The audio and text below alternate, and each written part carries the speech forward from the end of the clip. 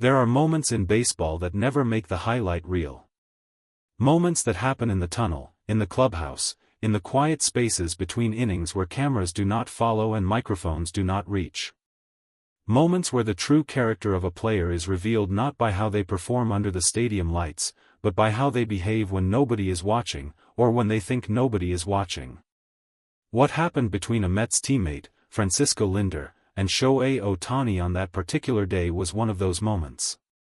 And when the full story finally emerged, piece by piece, through sources close to both dugouts, through the reactions of players who witnessed it firsthand, the American media did not simply report it. They were moved by it. This is that story. To understand what made this situation so explosive, you first need to understand the relationship between Francisco Lindor and Shohei Ohtani.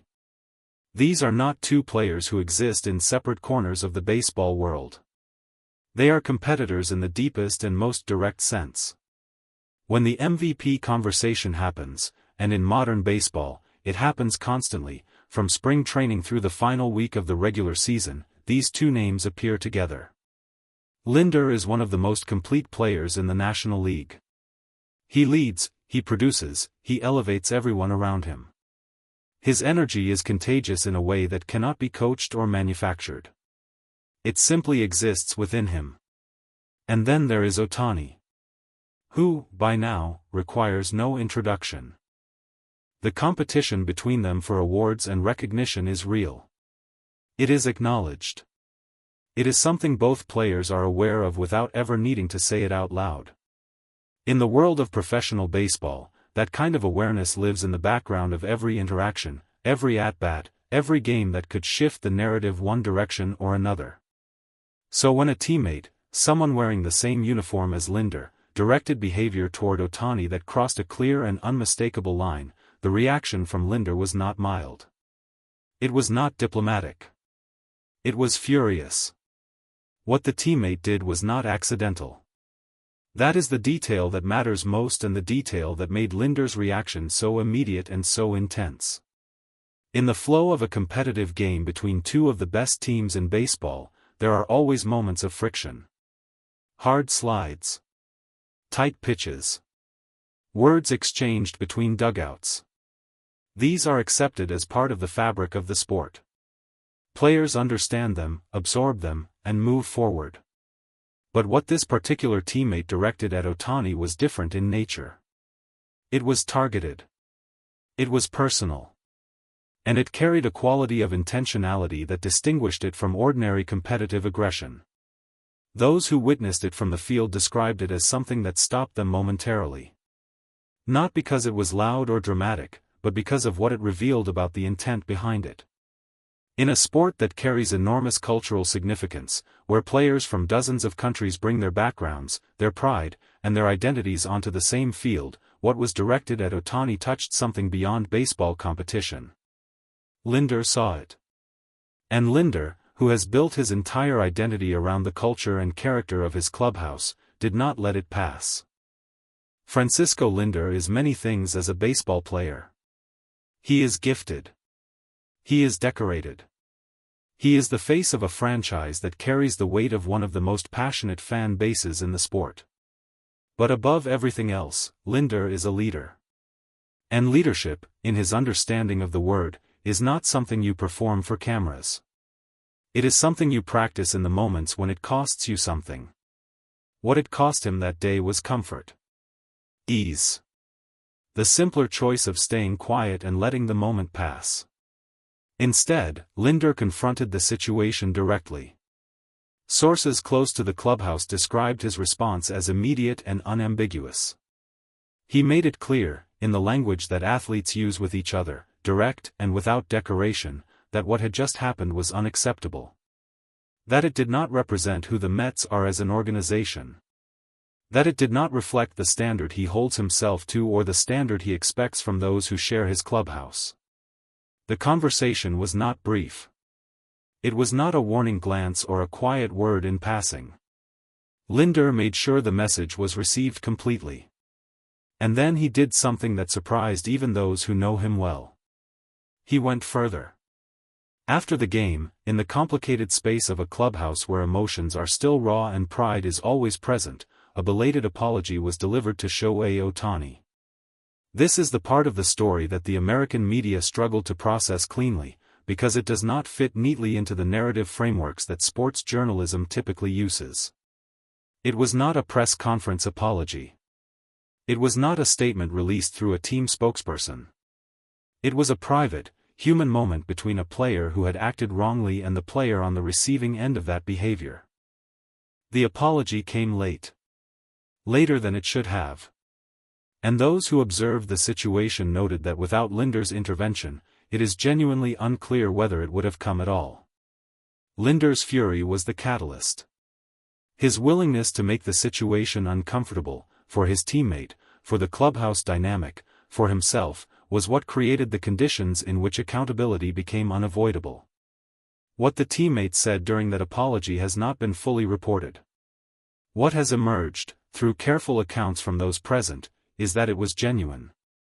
It was not the mechanical, defensive kind of apology that athletes sometimes offer when they feel cornered by circumstances.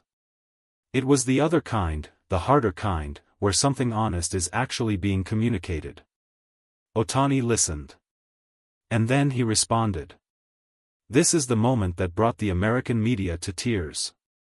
Shohei Ohtani, who had just been on the receiving end of deliberate, targeted malicious behavior from a professional opponent, looked at the player who had wronged him and said something that nobody in that room anticipated. He expressed understanding. Not in a passive or dismissive way. Not in the way that someone uses forgiveness as a shield to avoid further conflict. Ohtani, through his interpreter, communicated something that reflected a depth of character that even his most devoted observers had not fully seen before in this kind of context. He acknowledged the pressure that players are under. He acknowledged that competition creates conditions where people sometimes act in ways that do not represent their best selves. He did not excuse what had happened. But he chose, deliberately and thoughtfully, to respond with humanity rather than with the anger that would have been entirely justified. Those present described the moment as unexpectedly powerful. A room full of professional athletes, men who are trained to manage emotion, to maintain composure, to project strength at all times, fell quiet in a way that said everything without a single additional word being spoken. Lindor, who had been the one to push this moment into existence, stood nearby. And those who watched him in that moment said that what crossed his face was not satisfaction or vindication. It was something closer to respect. The kind of respect that is reserved for witnessing someone demonstrate a quality of character that you genuinely admire and do not fully understand how to replicate. When fragments of this story began reaching journalists and analysts in the American sports media, the reaction was not the one that typically follows a locker room confrontation. There was no controversy cycle. No takes amplified to generate outrage. No debate about who was right and who was wrong that consumed the sports conversation for a news cycle. Instead, something quieter happened. Writers who cover baseball for a living, people who have spent years becoming cynical about the gap between how athletes present themselves publicly and who they actually are, found themselves writing about this story in a different register. Several prominent American sports journalists described Ohtani's response as a reminder of something the sport and the culture around it rarely sees clearly. That greatness is not only measured in statistics. That the most significant things a person does are often the ones that happen outside of competition. That how you treat the people around you, especially in moments when you would be entirely justified in treating them poorly, is the truest measure of character. One columnist, reflecting on the full arc of the story, wrote that Ohtani had once again managed to make the rest of the baseball world look at itself more carefully. Not through a home run or a dominant pitching performance. Through a private moment in a clubhouse that was never meant to be public, but found its way into the open because the people who witnessed it felt compelled to share it. That compulsion, that feeling that this story needed to be told, is itself part of what makes it significant. It would be easy, in the emotion surrounding Ohtani's response, to lose sight of what Francisco Lindor did and why it matters.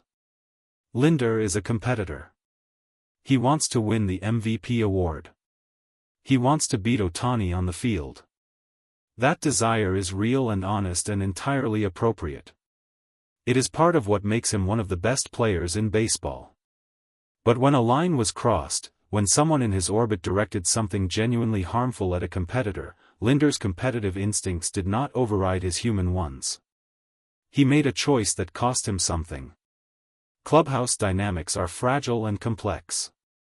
Confronting a teammate directly always carries risk to relationships, risk to team chemistry, risk to the delicate social ecosystem that every winning team depends on. Lindor accepted that risk without hesitation. In doing so, he demonstrated something that is discussed far too rarely in the conversation about what makes a great baseball player. He demonstrated that his values do not disappear when they become inconvenient. That his standard for how people should be treated does not have an exception clause for situations where enforcing that standard is uncomfortable. This is the kind of leadership that does not show up in any statistical category. It does not appear on a baseball card. But it lives in the memory of everyone who witnessed it, and it shapes the culture of a team in ways that eventually show up on the field. The story of what happened between Lindor, his teammate, and Ohtani is not simply a story about one incident on one day in one season. It is a window into something larger that is happening in baseball right now. The sport is becoming more global, more culturally complex, and more psychologically sophisticated than at any point in its history. Players from Venezuela, Japan, the Dominican Republic, South Korea, Cuba, and dozens of other countries share clubhouses and compete for the same championships. The potential for misunderstanding, and for something worse than misunderstanding, is present in that environment every single day. What Lindor modeled in that moment is a response to that complexity that goes beyond policy or rule. It is a human response. It says that regardless of where you come from, regardless of what competition exists between you, there is a standard of basic dignity that applies to everyone on that field. And what Ohtani modeled in his response is something even rarer. The willingness to extend grace in a direction that it had not been earned. To choose connection over conflict in a moment where conflict would have been completely understandable. Together, these two responses, Lindor's fury and Ohtani's unexpected words, tell a story about baseball that the American media recognized immediately as something worth tears. When this season ends, and the statistics are compiled, and the awards are handed out, and the names of the best players are debated one more time in studios and columns and conversations across the country, the numbers will tell part of the story. But the part that will last longer, the part that players who were in that clubhouse will carry with them into every team they play for afterward, is what happened in the quiet space after the game was over. A leader chose discomfort over silence. A wrongdoer was brought to a moment of genuine accountability. And the man at the center of it all responded with words that nobody expected and nobody who heard them will ever fully forget. Shohei Ohtani did not need to be gracious in that moment. He chose to be. And in baseball, in life, that choice is everything.